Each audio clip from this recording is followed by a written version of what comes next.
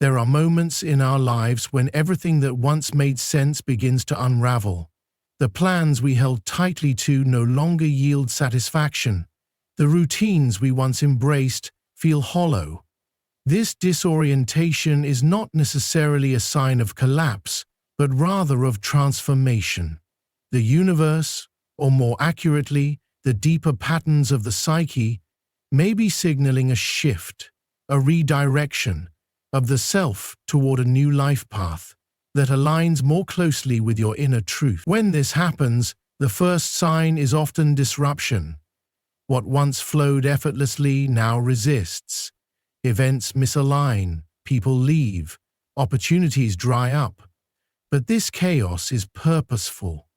It is not external punishment, but the unconscious rising to the surface, demanding to be heard.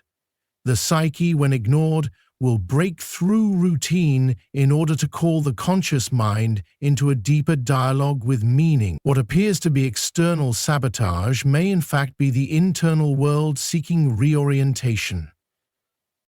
This redirection rarely announces itself with clarity.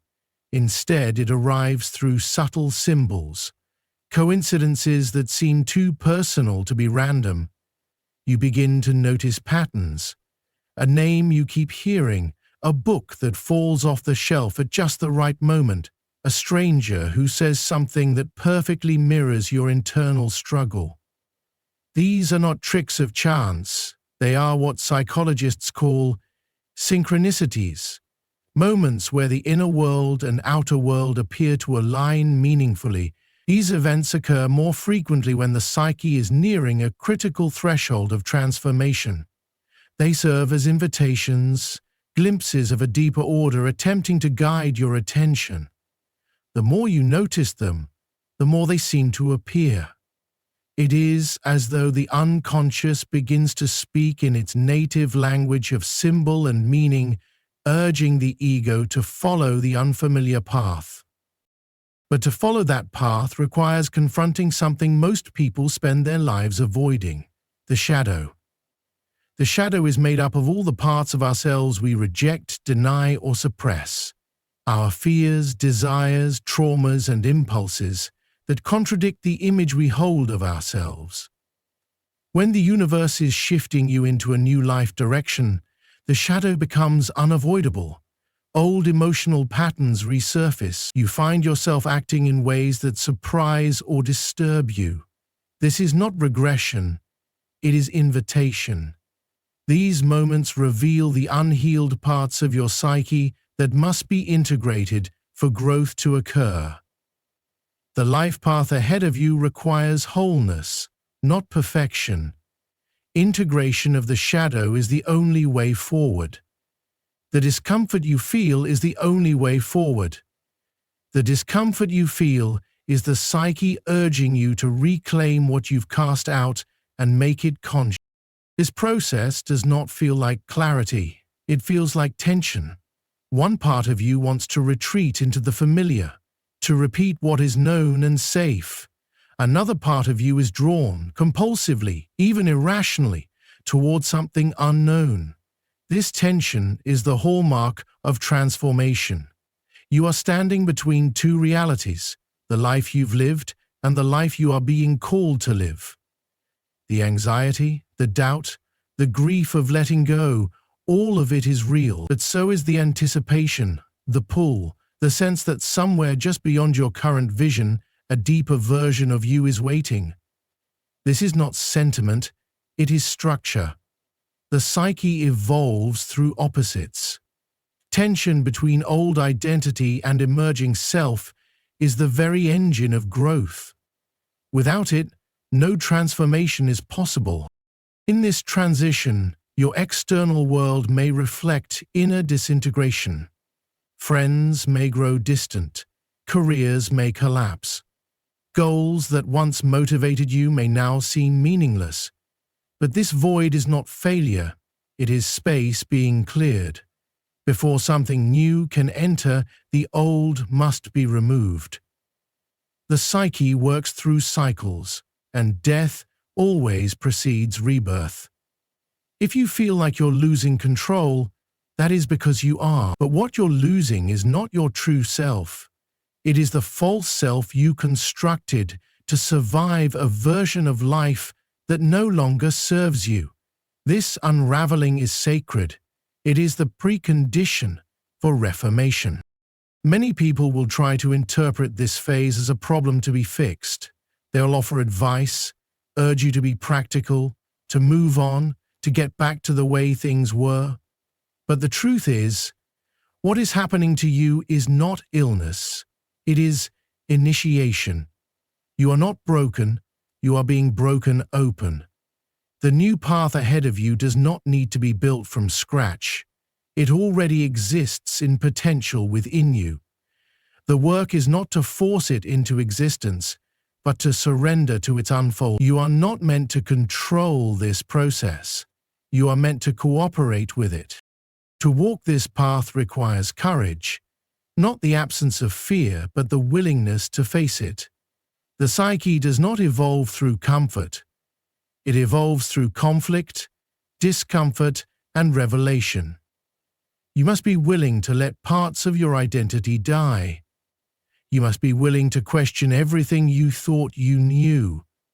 You must be willing to follow the thread of meaning, even when it leads you into darkness, because that darkness is not the end. It is the womb of the self, reborn. You are not being punished. You are being called. Every synchronicity, every shadow, every discomfort is part of a deeper architecture guiding you toward purpose. The signs are everywhere if you are willing to see them. The shift is not coming, it is already happening. The only question is whether you will resist it or step into it fully, allowing the deeper intelligence of the psyche to lead you home to yourself. Disruption is often misinterpreted as a failure of planning, a lapse in discipline, or the collapse of one's own competence. But what we frequently mistake for chaos is in truth the beginning of reconfiguration. The psyche, that intricate architecture of consciousness and unconscious content, rarely shifts gently. When the unconscious begins to exert pressure on the conscious mind, when a life no longer aligns with one's internal sense of truth, the misalignment does not whisper politely. The misalignment whispers politely. It erupts.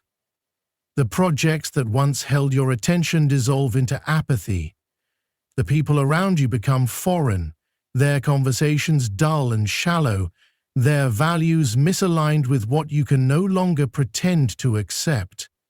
The goals you chased begin to feel hollow, and the energy you once had to pursue them drains inexplicably. This is not weakness. This is the self refusing to be split any longer between what it pretends to want and what it authentically longs for.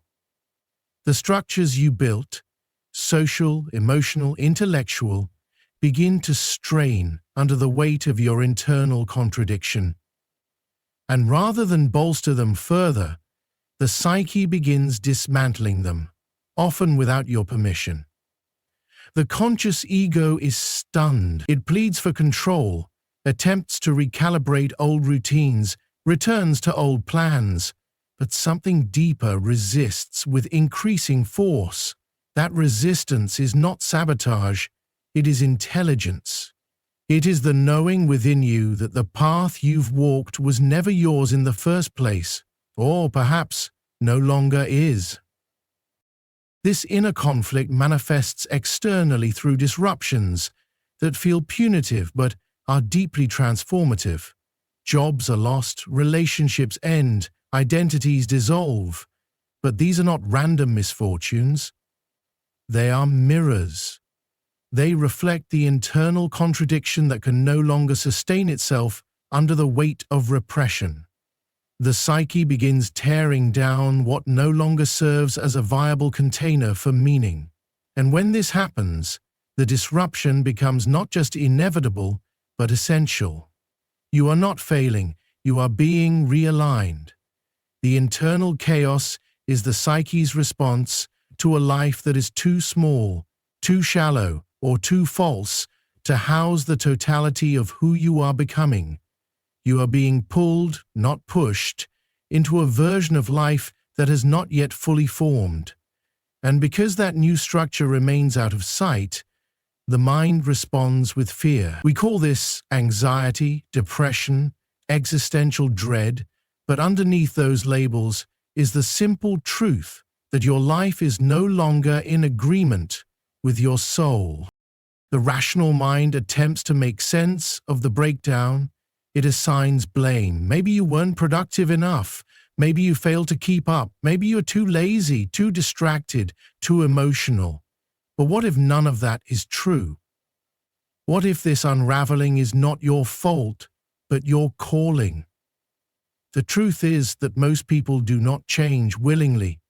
We are creatures of habit, and the ego thrives in predictability.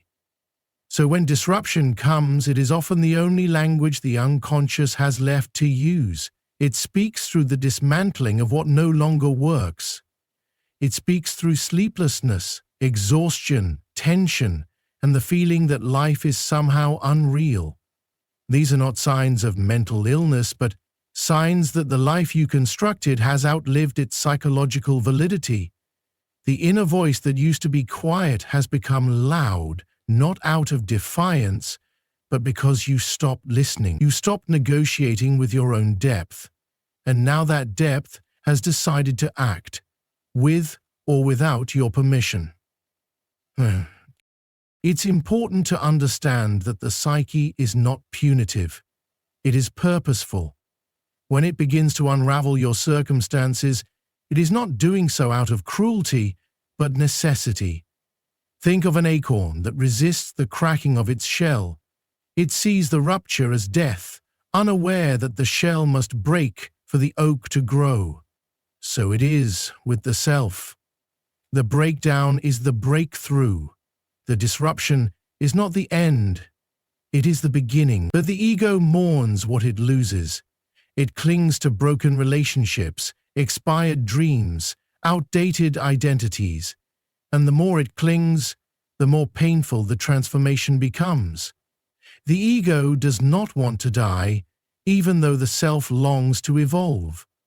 That battle, the one between who you were and who you are meant to become, is the very tension that fuels the process. When you feel lost, broken, or directionless, understand that you are not disintegrating, you are being reordered. You are being shaped by forces beyond your conscious control. And while it may feel terrifying, it is deeply meaningful.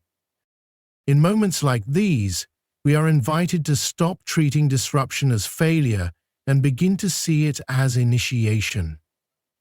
We are called to descend into the chaos, not to fix it, but to listen. What is it trying to show you?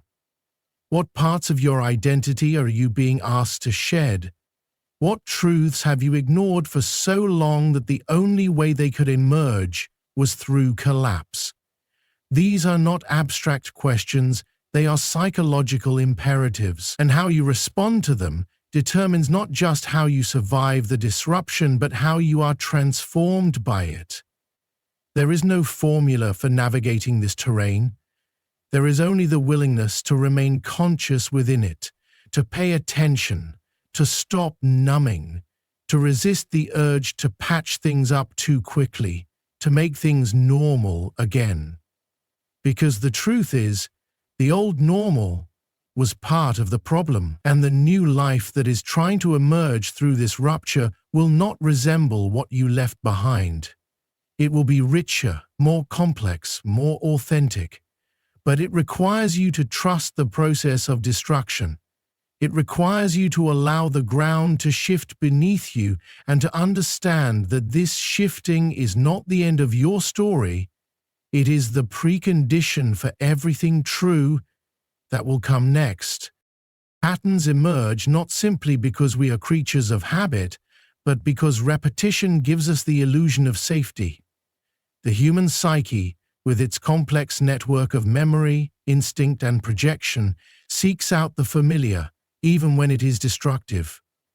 We become entangled in loops that reinforce our deepest beliefs about who we are and what the world expects of us, not because those beliefs are true, but because they are known. So when the same conversations seem to repeat, the same problems reappear, and the same emotional states continue to resurface despite our efforts to move forward, it is not necessarily because we are failing. It is because the psyche is still working through something unresolved. These patterns are not random. They are echoes of unfinished narratives.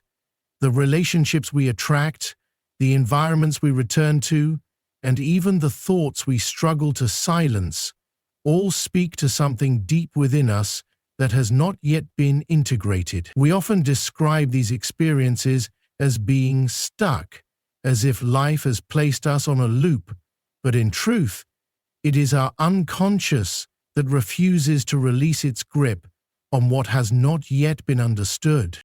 The mind, in its attempt to find order, recreates emotional situations that mirror the past, particularly those that were never resolved.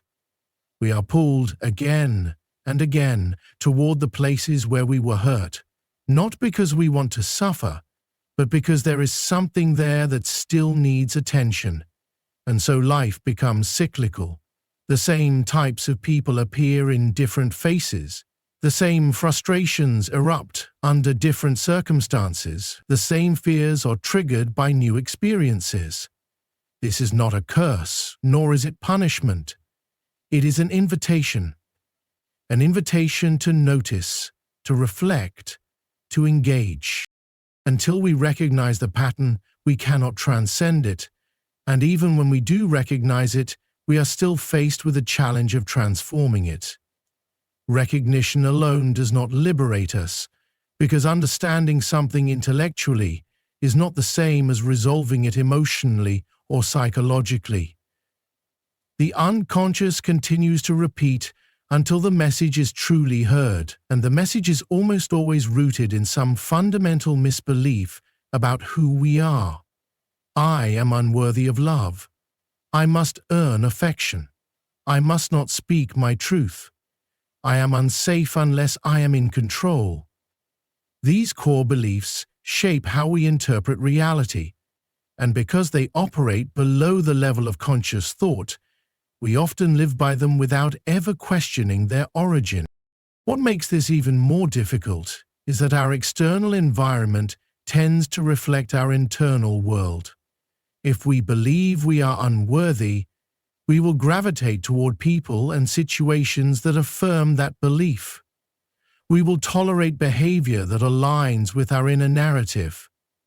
We will unconsciously sabotage opportunities that contradict the story we have been telling ourselves. This is not masochism, it is consistency. The psyche prefers internal coherence to external happiness. It would rather be right than be free. And so, until that inner story is rewritten, until the pattern is truly broken at the root, it will persist. No amount of external change will interrupt it permanently. You can move cities, change jobs, end relationships, start new ones, but if the pattern is not dealt with internally, it will follow you. Not because you are doomed, but because the psyche wants healing more than escape. Breaking free of these cycles requires more than awareness. It requires depth. It requires a willingness to sit with discomfort without immediately rushing to fix it, to interrogate your impulses instead of obeying them, to ask yourself with brutal honesty whether your reactions are truly about the present moment or echoes of a wound that has yet to be addressed. It requires stepping outside of the identity you have constructed around your suffering and seeing who you are without it. This is not easy. In fact, it can be terrifying, because even our pain becomes part of our identity. Even our dysfunction becomes familiar. And to let it go is to risk becoming someone new, someone unknown. But that is exactly the point. True transformation cannot occur within the confines of the known. It demands a leap into uncertainty, a rupture in the pattern, a refusal to follow the same script. What often initiates this process is not an act of willpower, but a moment of crisis, a break in the illusion, a moment where the pattern becomes so unbearable, so obvious, that we can no longer pretend not to see it. These moments are painful, but they are also sacred. They represent an opening, a chance to choose differently, to respond rather than react, to observe rather than reenact. And if we are courageous enough to lean into that moment, to stay present with it instead of numbing or distracting ourselves, something remarkable begins to happen. The pattern loses its grip. The unconscious starts to loosen its hold. And in that space, something new can emerge. Something not dictated by fear, trauma, or habit, but by intention and awareness. This does not mean the work is over. Patterns that have been embedded for decades do not dissolve overnight. They require vigilance. They require compassion. They require repeated, conscious decisions to do something different. But with each interruption, the pattern weakens. With each choice not to reenact the past, we reclaim a piece of our freedom. We begin to build a new foundation, one that is not rooted in survival but in authenticity, and over time, the cycle breaks. Not because life has changed, but because we have. The energy that once fueled the repetition has been reclaimed and redirected.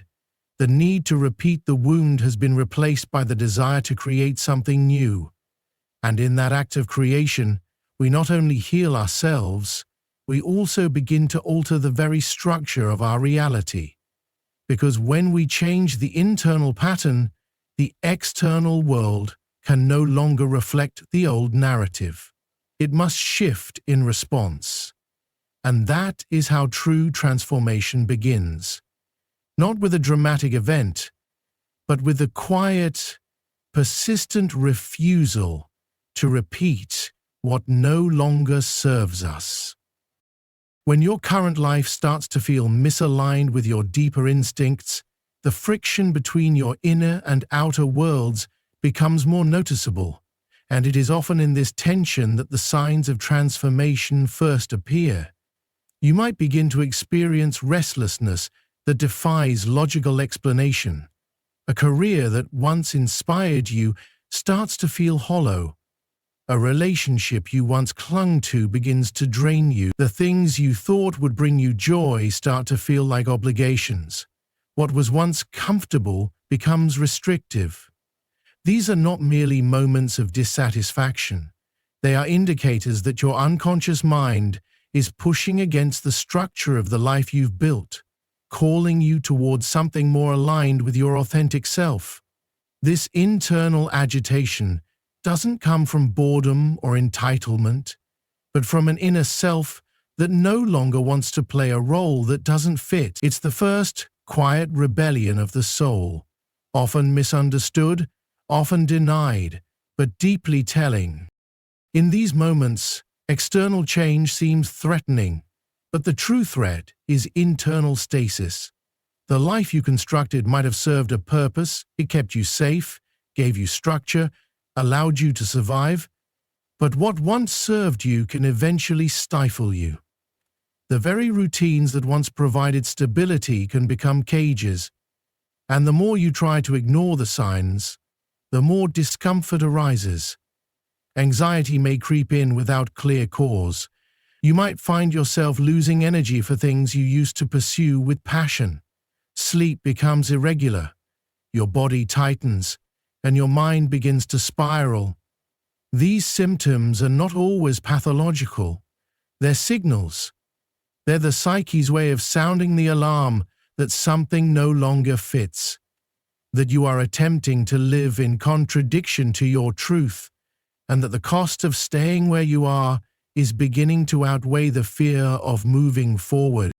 Often we rationalize this tension by telling ourselves we should be grateful. After all, everything looks fine on the surface. Others might even envy our lives. But the psyche is not fooled by appearances. It wants congruence between what you do and who you are.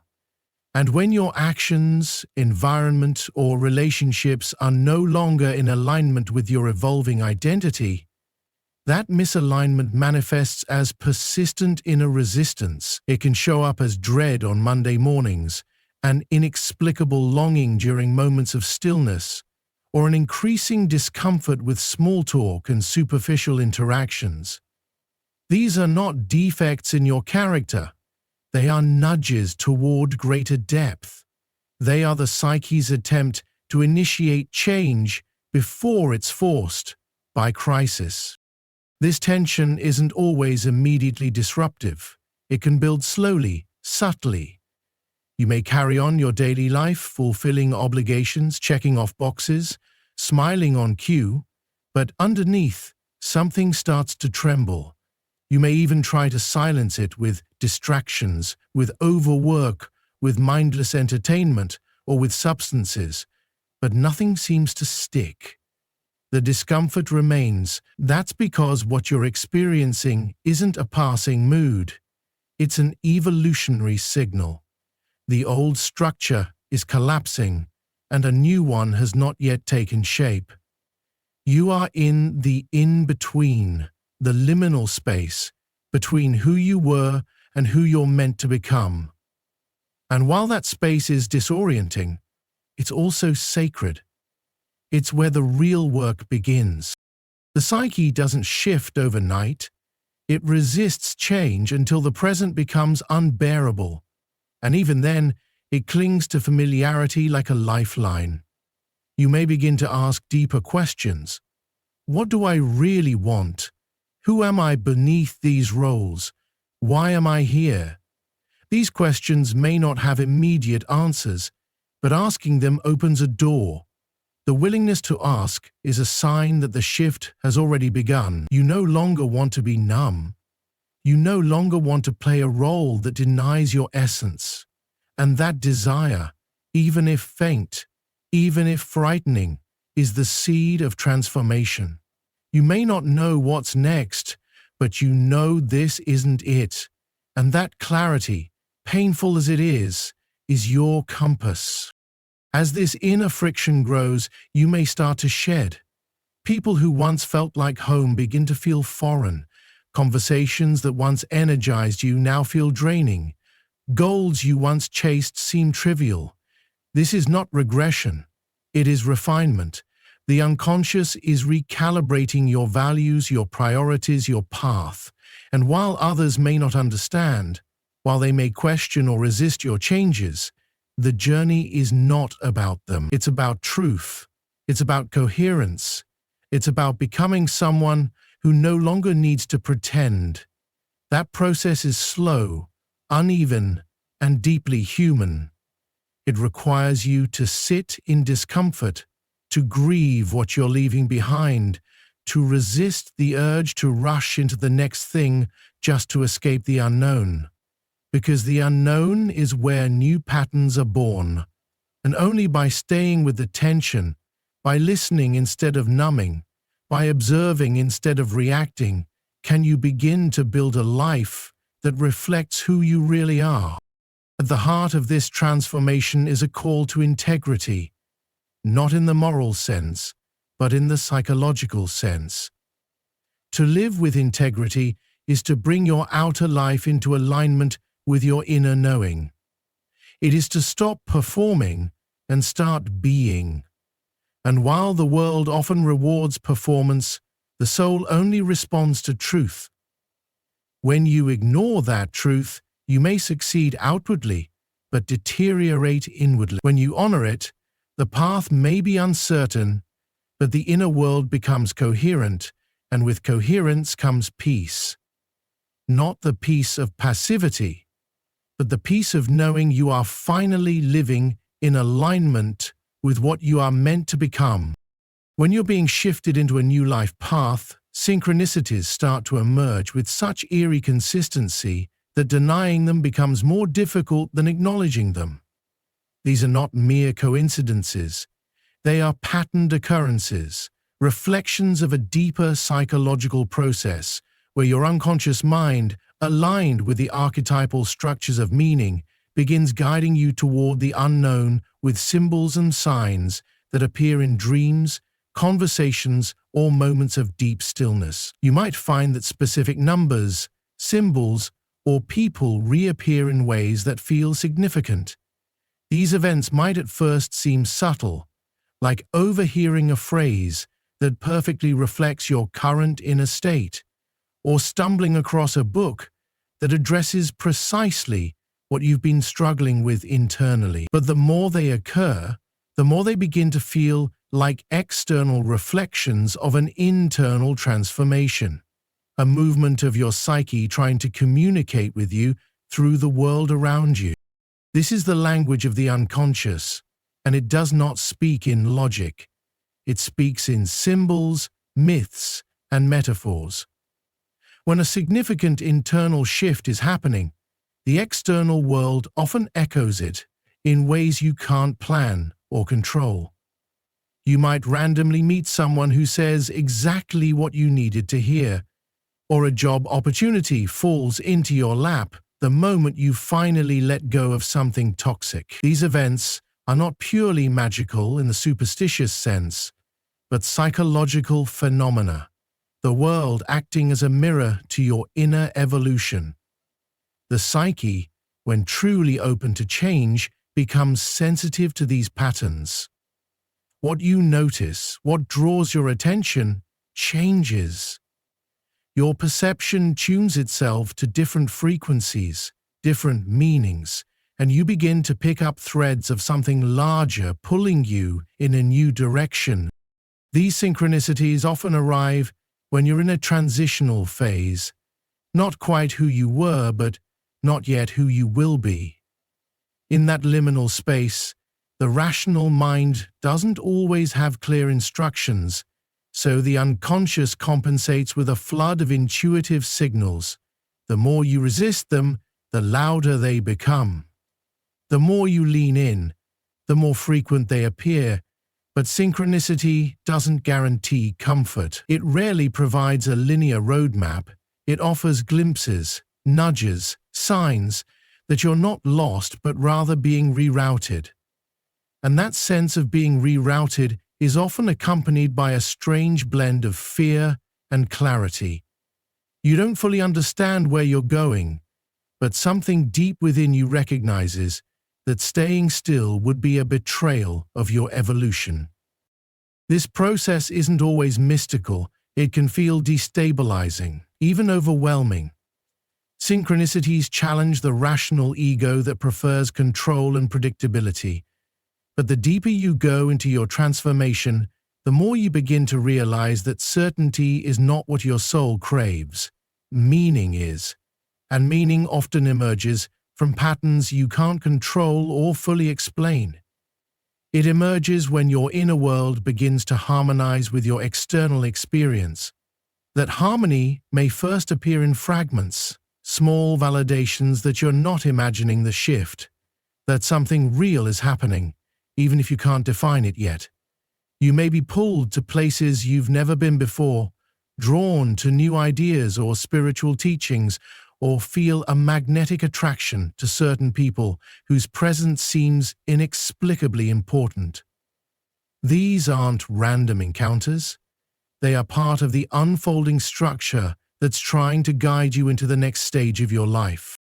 What matters is how you respond. Ignoring synchronicities often leads to stagnation, or worse, suffering.